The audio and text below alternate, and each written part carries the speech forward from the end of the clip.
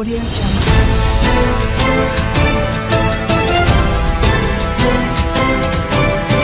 Audio Jungle.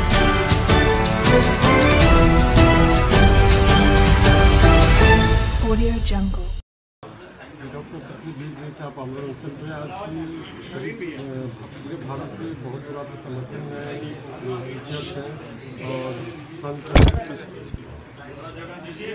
तो sir आज लोग आए आपका आंदोलन खत्म करने के लिए लोग आपसे कह रहे हैं इसके लिए क्या कहना चाहिए?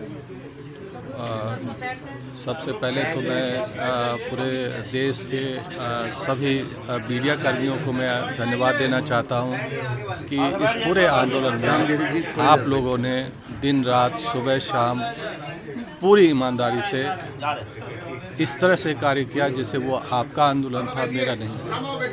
आप देखें कि इतने लोग पूरे देश दुनिया से जिसे लोग मिलने के लिए तरसते रहते हैं वो सब हमारे सामने खड़े हैं और इतने फ़ोन मुझे आ रहे हैं, मतलब क्या बताऊँ, मैं खुद भावुक हो गया। लोग रोते हैं मेरे लिए, ये मेरे लिए मतलब जीवन की सबसे बड़ी कमाई है। मैंने अपने जीवन में इतनी कमाई कभी नहीं की और मैं अपने इमोशंस को कंट्रोल नहीं कर पा रहा हूँ। लोग रो रो के कह रहे हैं कि डॉक्टर साहब अगर आप चले जाएंगे तो मेरा क्या होगा। लेकिन इस देश के प्रधानमंत्री जी को, जो उनका संसदीय क्षेत्र है, उनको ये बातें समझ में नहीं आ रही कि मैं क्या मांग रहा हूँ। मैं कह रहा हूँ कि ये देश कानून से चले, विश्वविद्यालय कानून से चले।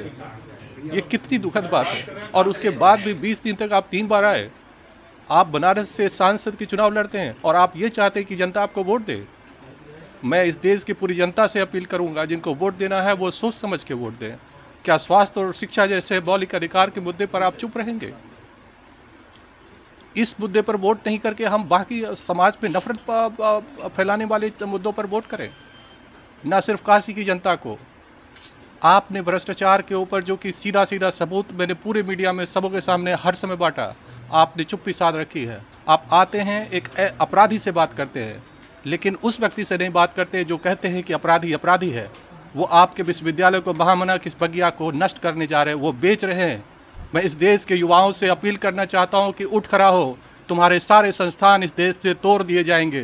तुम फिर से उसी तरह से लाचार, बीमार और अनपढ़ रहोगे।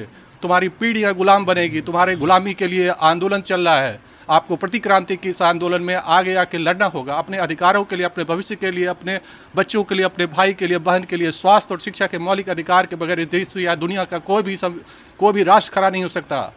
आप शिक्षा और स्वास्थ्य के मौलिक अधिकार को खत्म करके, उसके बजटों को कम करके आप कहते हैं कि मैं ट्रिलियन इकोनॉमी बना रहा हूँ। कोई भी ट्रिलियन इकोनॉमी किसी भी इंसान के अगर काम नहीं आए तो वो सिर्फ आपके 5 मित्रों 10 मित्रों से अगर काम आता है तो वो देश कभी भी आगे नहीं बढ़ सकता। आप देश को धोखा दे रहे हैं।